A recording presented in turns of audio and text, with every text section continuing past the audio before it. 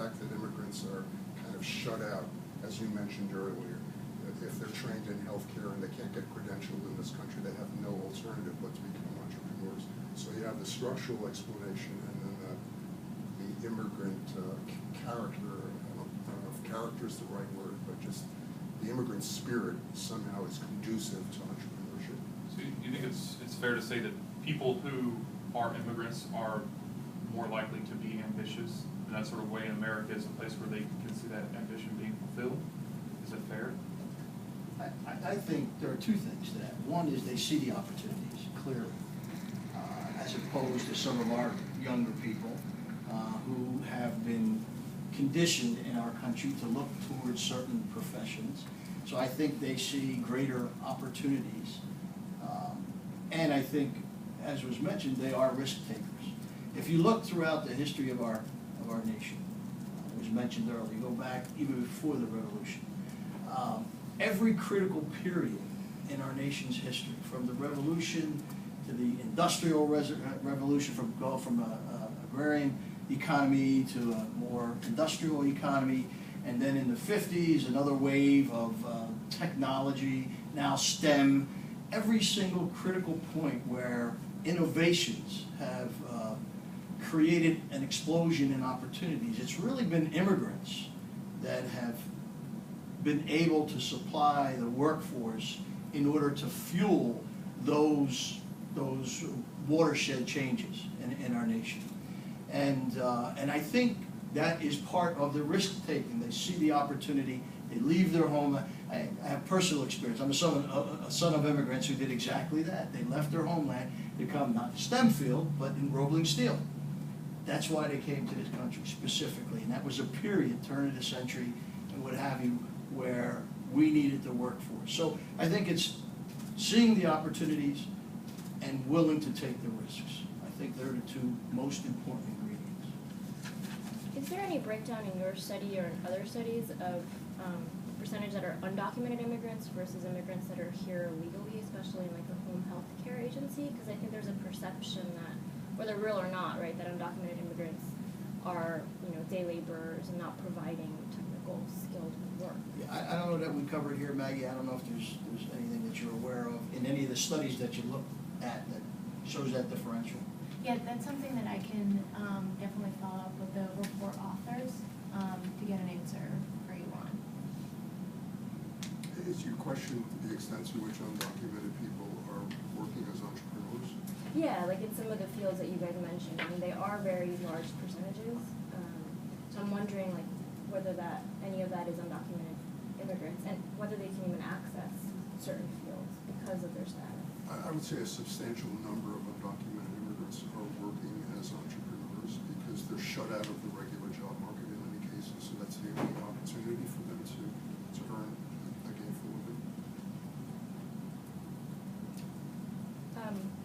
So I guess my question is, like, what comes next? Like, what plans are you guys, what steps are you guys going to take, especially given the national rhetoric in this political campaign? It's very divisive. The comments are very nasty. One of the presidential candidates wants to build a wall and deport somehow all these undocumented immigrants. And the governor of this state is one of his biggest cheerleaders, right? So what can you guys do in this state? What steps will you guys take to get people on board with? Well, I think continuing to do what this report shows.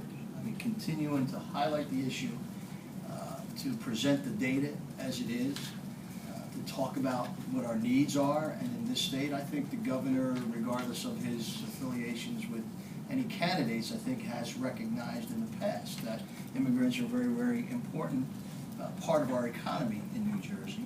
And so I think there is a recognition in this state. But we have to continue to do this.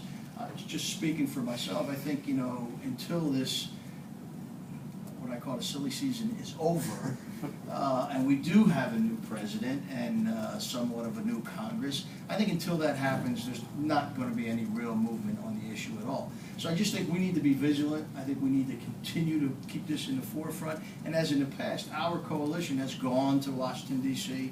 I know I've met with every Republican, at least, member of our congressional delegation who are for some type of reform. There are differences in how we treat a path to citizenship, and so on. But I think for the most part, they recognize what our needs are as a nation in terms of our economy. And I think that's where we need to keep it, frankly, and that's why in my initial remarks, I talked about an immigration system that recognizes the labor and business needs of our nation. I think that's why the U.S. Chamber of Commerce is so forcefully behind immigration reform, and it's all about what was mentioned earlier, going from a system that's based on family relationships to a system that's based on economic needs. And I think if we focus on that, I think we'll make much more progress in getting something done. You know, I think we also have to keep talking to the congressional delegation to kind of offset some of the stuff they hear. Right. And I would say, you know, there's some legitimacy to some of the things they hear, right? So I know, I've spoken to members of Congress who say, well, this fellow called me up and said, hey, Mr. Congressman, my company just announced that, you know, they're making some changes, and I'm going to be actually training some people who are going to be doing my job in the future. Some of them are in India, some of them are moving back and forth. Gee, I'm concerned about this.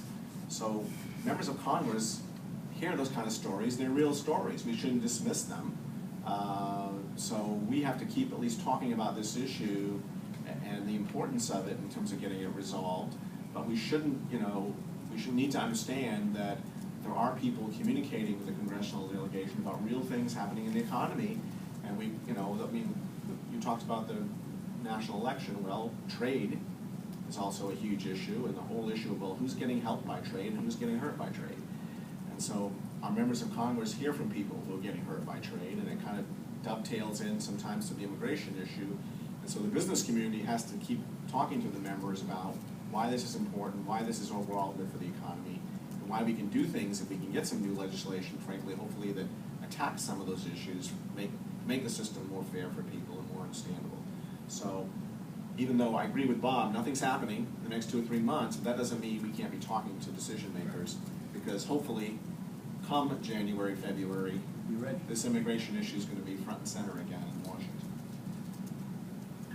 Are there any specific policies you see as the biggest roadblock? You mentioned the visas based off family relationships versus one based off economic needs. Are there any other?